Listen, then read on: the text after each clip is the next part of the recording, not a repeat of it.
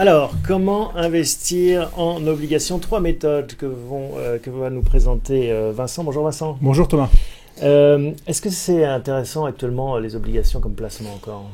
Oui, à condition de savoir en trouver et d'y avoir accès. Mais aujourd'hui, si on est prêt à prendre un risque acceptable, on peut en continuer à avoir un rendement relatif, lorsque je prends en compte l'inflation, qui est comparable à ce qu'on avait il y a quelques années, notamment dans les années 2011-2012, où l'inflation était à 2%.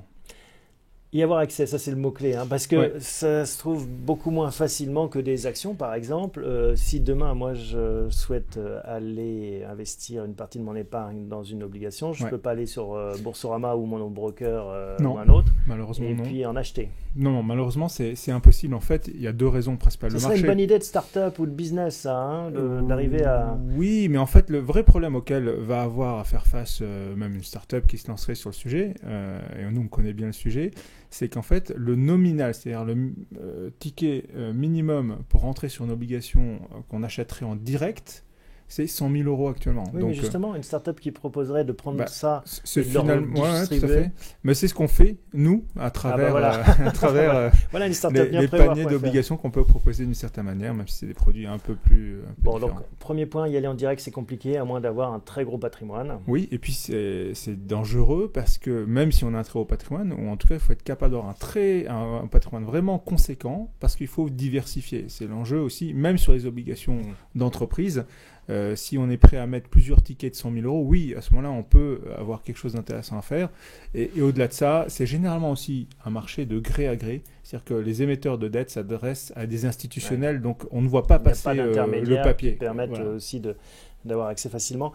Bon, voilà, si ça vous intéresse d'investir en obligations, posez-nous vos questions. On est en direct sur la page de bienprévoir.fr, la page Facebook, bien sûr.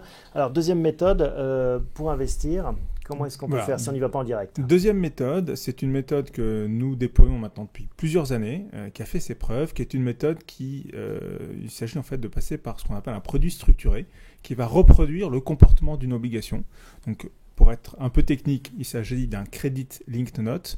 C'est un terme anglais qui signifie qu'on a un produit financier qui reproduit le principe des obligations avec un élément supplémentaire qui est le fait qu'il y a un émetteur financier qui va venir se rajouter dans la boucle, qui va rajouter son propre risque, ce qui permet également de gagner un petit peu de rendement. Ce qui correspond dans l'univers des actions et des indices aux ETF, qui sont peut-être un peu plus connus. Aux produits à formule, aux produits structurés, Donc c'est une propose banque qui également décide avec de des dire, actions. voilà, moi je vais suivre le 10 ans français et puis je vais vous fournir le rendement. Oui, alors on sera plutôt sur les entreprises, on en trouve plutôt sur le segment des entreprises. Donc par exemple, effectivement, une banque qui sera émettrice va décider de lancer un panier, par exemple, d'obligations qui sera assis sur plusieurs signatures, des signatures par exemple du monde de l'automobile, du monde de la grande distribution ou de la métallurgie.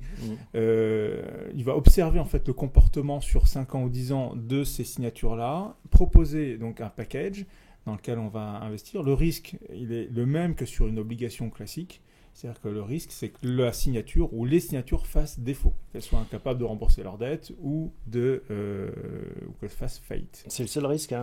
C'est le risque principal. L'autre risque, c'est le risque d'émetteur qu'on n'a pas dans le cas d'une obligation en direct, puisque là, on supporte le risque de la banque qui va émettre le papier, ce qui permet, comme je le disais tout à l'heure, de gagner un petit peu en rendement, mais qui, évidemment, lorsqu'on gagne en rendement d'un côté, ça veut dire que le risque augmente également de l'autre.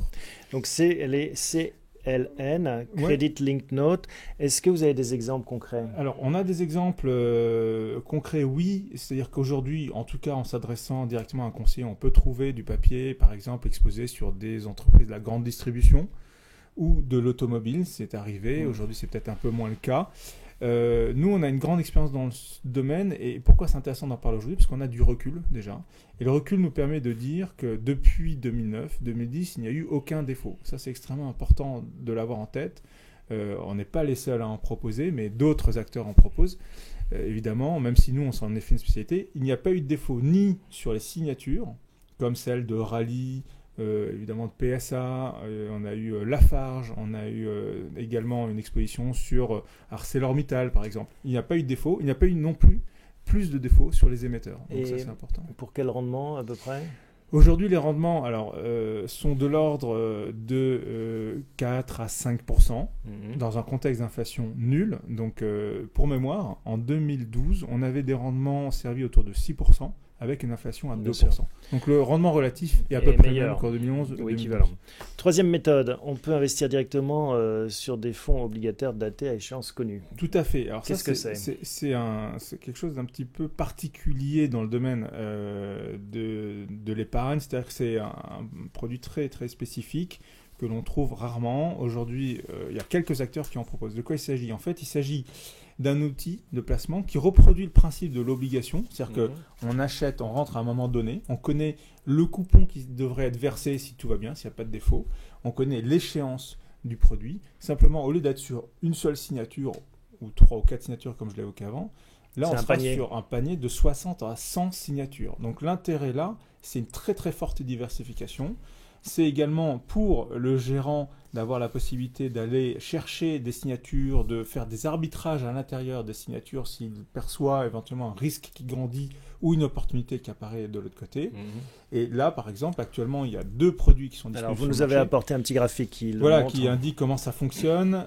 Donc, ce graphique qu'on voit ici fait référence à un placement qui s'appelle Altaroca Rendement 2022, qui est donc émis... C'est Primonial. C'est Primonial, le distributeur, mais c'est une maison de gestion qui s'appelle Altaroca, qui est une filiale de Primonial, et qui elle-même a une grande, en tout cas l'équipe qui gère ce fonds-là, une très grande expérience dans le domaine des fonds obligataires datés. Donc là, on est sur du 2022. Et elle a une grande expérience. C'est-à-dire qu'on ne peut pas sortir avant ou il y a une liquidité on peut sortir avant, mais l'ensemble du panier vise cette échéance. La majorité des signatures qu'il y aura dans le panier va viser une échéance maximale de 2022 maximale. Et en imaginant qu'on reste jusqu'en 2022, après on est remboursé de... Alors, on est remboursé du capital, c'est le principe de l'obligation. Au défaut près, il peut y avoir des défauts. Et c'est ça qui est intéressant, c'est que l'équipe qui gère ce fonds-là, Altaroca Rendement 2022, et qui en est à l'origine, avait déjà fait ses classes dans une autre société de gestion, et depuis 2008, époque où ils ont commencé à promouvoir ce genre de placement, ils n'ont connu aucun défaut. Donc dans les 60 signatures qu'ils ont mises dedans, avec, donc on le voit, des rendements compris, un peu moins de 5 à... là où ils font leur marché, c'est sur les obligations. Alors là, c'est une donnée qui date de début 2016. Le cœur des signatures qu'ils mettent dans leur panier, c'est ce qu'on appelle des double B ou des B, c'est de la dette privée à haut rendement. Et ça veut dire que le risque est croissant et important. Cependant, on est sur des rendements compris entre 5 et 8%. Un peu de choses près. Ce qui est en période de zéro inflation, comme vous le rappeliez, est pas plutôt nul. Pas mal, tout à fait. Alors à comparer au fonds en euros qu'on a rappelé sur ce graphique, le fonds en euros aujourd'hui rapporte à peu près 2,5%. Alors c'est pas du tout le même genre de placement, mais un fonds en euros, c'est constitué d'obligations d'État. C'est bien la problématique aujourd'hui de ce type de placement. Et puis un livret A qui tente de tirer son épingle du jeu quand même, parce qu'apparemment on tord le bras à l'équation encore une fois. Voilà, il reste à 0,75. Pour rappel, le PEL a été annoncé pour le 1er août à 1%, donc on aurait pu rajouter ici le plan d'épargne logement. Ça permet un petit peu à nos téléspectateurs de se situer par rapport à tout ça, même si là on est sur des produits risqués en capital, ce qui n'est pas le cas ni pour le livret A, ni pour le fonds en euros, ni pour le PEL. Voilà, en sachant que l'idée c'est bien sûr de ne pas tout miser sur une seule classe d'actifs et de diversifier son portefeuille, mais en effet si on aime un petit peu si on veut le pimenter un peu ou prendre un peu de rendement, ça peut être des produits intéressants. Et on peut aller au-delà en termes de diversification en allant sur un autre fonds qui est LFP Rendement Global 2022, qui a exactement le même mécanisme et qui lui va investir sur d'autres signatures, il y aura peut-être des signatures communes, mais qui est géré par une autre société. Et donc là, on augmente encore la capacité de diversification. D'accord, avec des rendements encore plus... C'est à peu près... Alors, par exemple, Altaroca Rendement 2022, au dernier pointage, offre un rendement actuariel donc connu à l'état actuel de 3% net, puisqu'on est dans le cadre d'un contrat d'assurance vie, donc 3% net, avant fiscalité. Et LFP Rendement Global 2022 sert, dans les conditions actuelles, un rendement autour de 4% net. C'est très clair. Merci beaucoup Vincent pour toutes ces explications. Avec plaisir.